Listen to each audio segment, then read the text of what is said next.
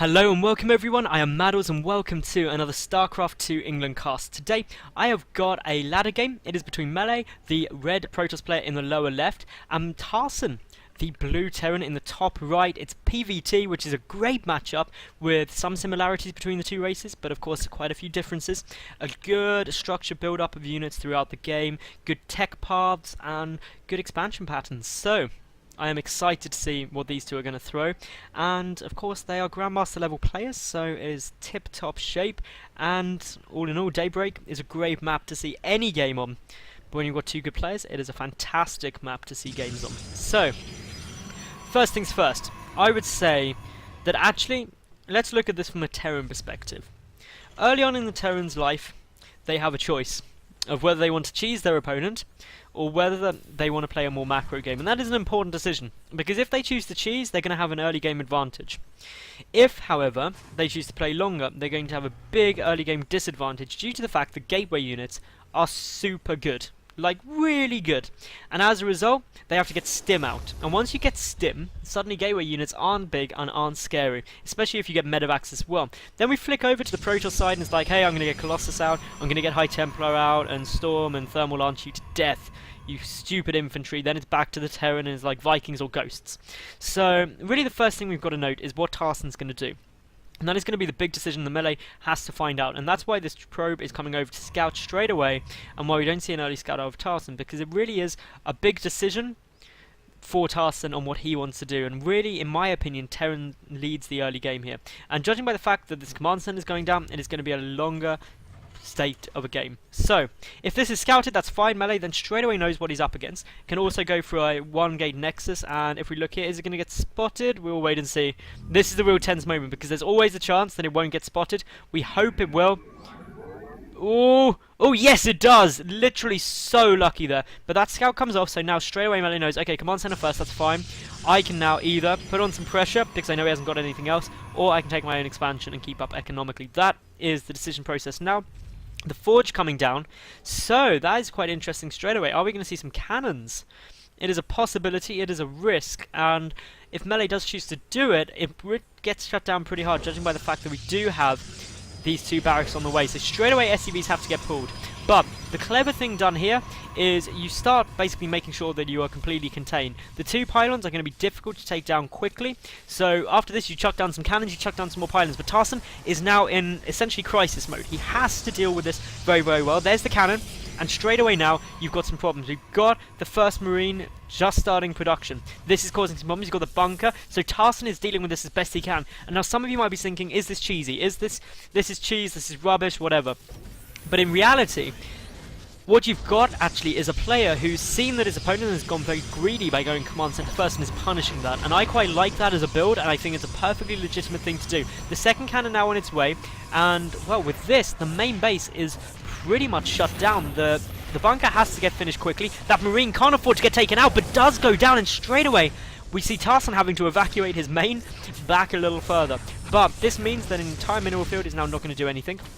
We do have cannons now on their way down here. That one Zealot is trying to do some nice damage backed away, so is going to be very cost effective. We've got, of course, a cannon finishing up here as well, and this is really quite effective. And we've suddenly got Tarson in an issue where he's got to be able to deal with this as best he can. More pylons coming down, more cannons coming down. The probe should now get shut down, but did just buy a little more time for these cannons to start finishing up. We've got a probe up here as well, but it's trapped in there for the moment.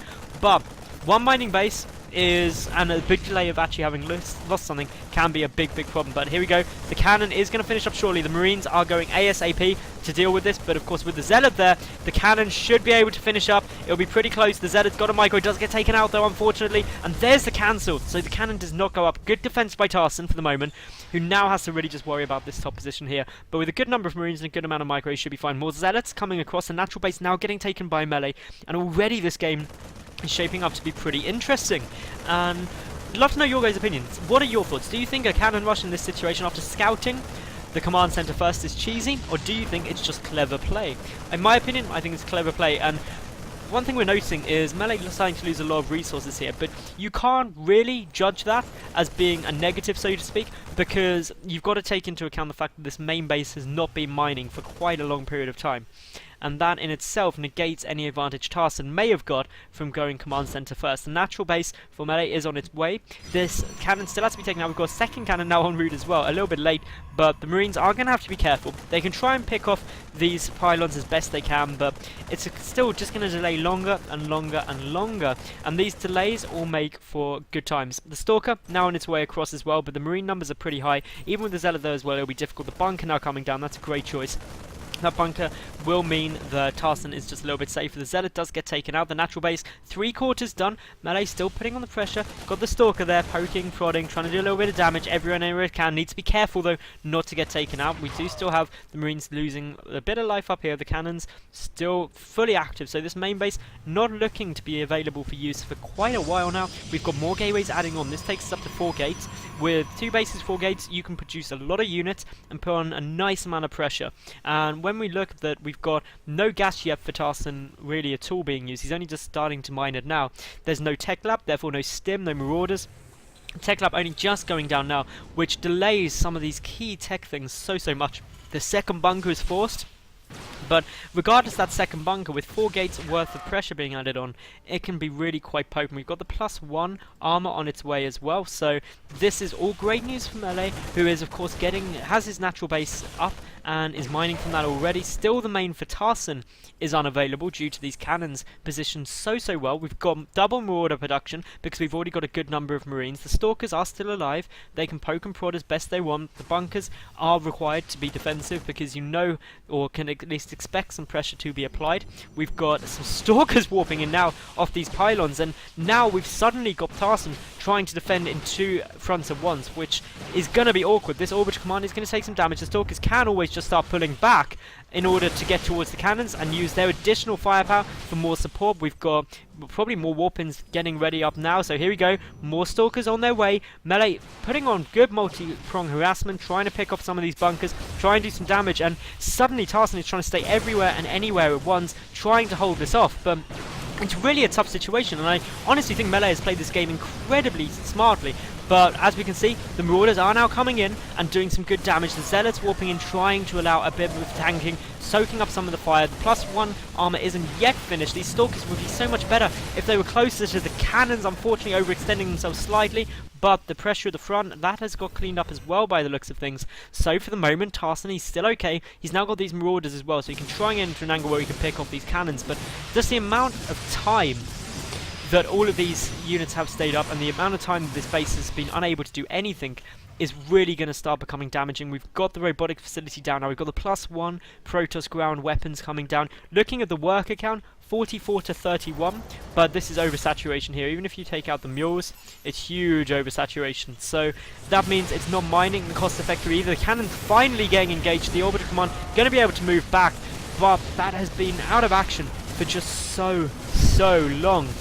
And Melle, he's been able to get tech, he's been able to get upgrades. These are no upgrades for these Marines Marauders yet for the moment. The only trouble is losing those additional pylons means that he is now supply capped. He's getting down a Nexus though at his 3rd base, so the Protoss player not in too much trouble. The thing I'm loving is this robotics bay, because you need that. If you don't get down the anti-air, suddenly infantry can snowball out of control, something you can't deal with effectively. We've got the medevacs soon to be coming as well, because the reactor coming down, the Starport will switch the factory to order to get those out. But the infantry force for Tarson at the moment isn't actually that high.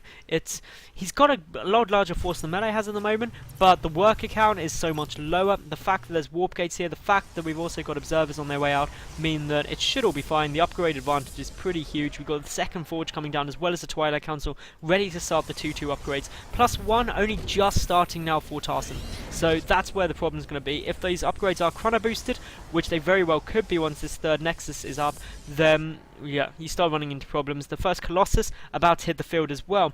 But this is somewhat now getting into a more standard game. Admittedly, all the timing's completely off, but that doesn't matter because it's what the relative timings are. This base wasn't up for a mile and a half either, so That's fine. The factory coming down to scout for the moment. We've got some more barracks being added on. The first 2 medevacs just about to hit the field. I'm not sure if there's any information for Tarson yet. He hasn't actually had a scan down here, so he's completely blind to what his opponent may be doing.